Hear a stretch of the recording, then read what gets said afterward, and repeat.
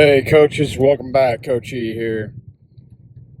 Right now, I'm kind of going back in time just a bit here. Back in 2020, I started doing this, and essentially, when I get into situations like this where I got a long drive ahead of me, I was recording myself. Obviously, I was talking to myself at the time. I wasn't posting any content to YouTube. I hadn't even made my channel yet. But a lot of times, it killed two birds with one stone, where I was literally just talking football out loud to myself. In most cases at the time when I was doing it, I was teaching my terminology, offense, defense, everything of what my philosophy and system was going to be whenever I did become a head coach. Obviously, I wasn't a head coach yet at that time. So I was essentially teaching it out loud, practicing teaching it out loud to my future players. And it was definitely beneficial because it helped me going into the interview process because I'd already talked things out loud. It helped me teaching it to my future assistants whenever I did get to obviously get hired and meet them, and because I'd already taught it out loud as well. And it also just got me thinking of, okay, how can I help simplify this and explain it easier? For why are we doing this? You know, this is going to be part of our offense because why? Well, this is why, and I can clearly explain it. Well, anyway, my point being is I'm driving right now, and I thought this is a way to get back into things and a little background to how I used to do things prior to actually starting my YouTube channel. But anyway, I'm going to segue that into what I'm going to be doing now on the channel. So other than my clinic videos, which I do have some coming up, I've already spoken at 3 out of my 4 clinics this spring. So I've got, several different videos lined up for the future. I've also got some Nebraska 8-man coaches who are going to come on the show and do a coach's conversation with me and just talk football and share out their knowledge and passion for the game and share their story. But also, this is episode 1 of my new series, which is going to be 8-minute clinics. And obviously, it's a play on words for 8-man football and 8 minutes, and for multiple reasons, though. I still want to be able to provide quality content for everybody on YouTube and connect all the great coaches of the 8-man community and help others learn, grow, and share and continue to spread the great game of 8-man football. But also, I have less time. Everybody's busy, and obviously my world has completely changed the last couple of years with having a daughter and having another kid on the way. And so there's always something going on.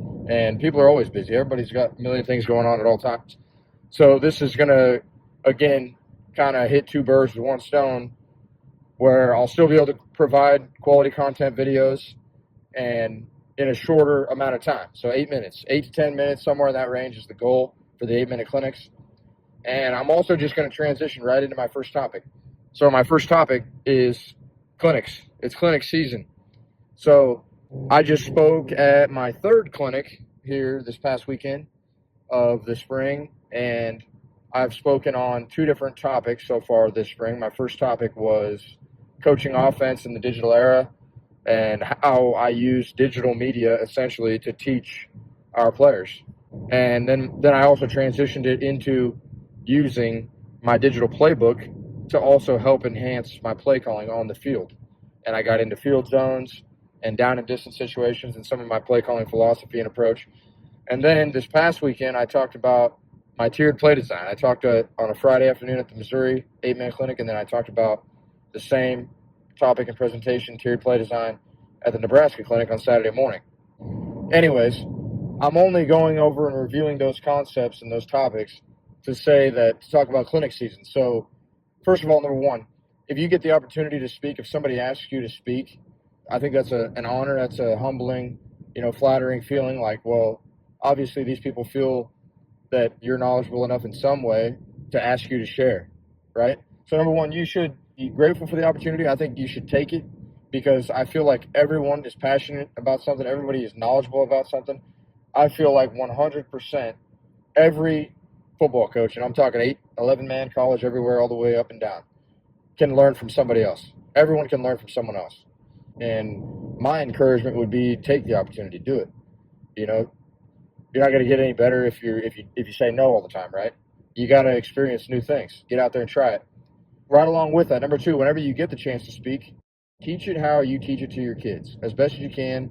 Obviously it's not your kids, it's coaches. So, but you can still teach it the same, right? And then I think that helps to revisit, am I teaching this in a quality way to my kids, right? If I'm going to structure it to be clarifying and get through for coaches, then it's got to make sense to the coaches. But number one, it needs to make sense to your players. So I think it's good both ways, meaning putting yourself out there and teaching it to coaches.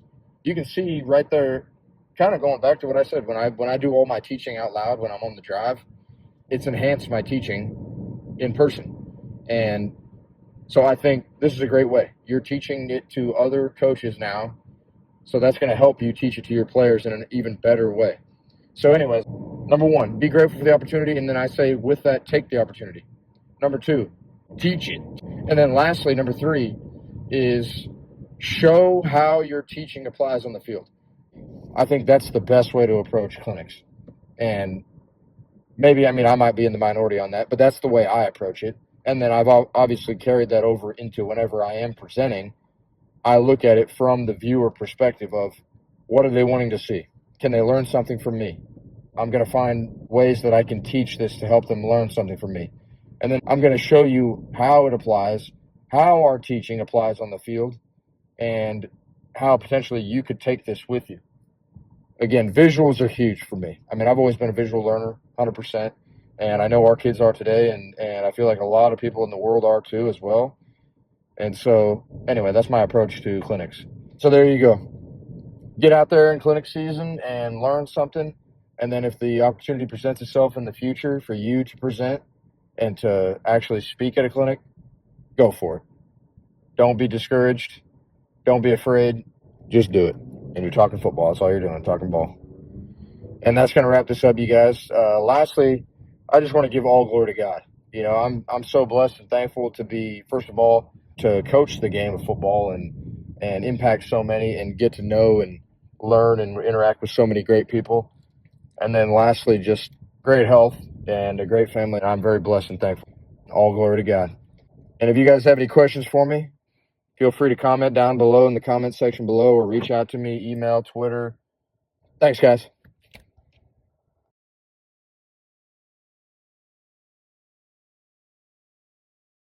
And that's going to do it for this episode of the 8-Man Breakdowns podcast.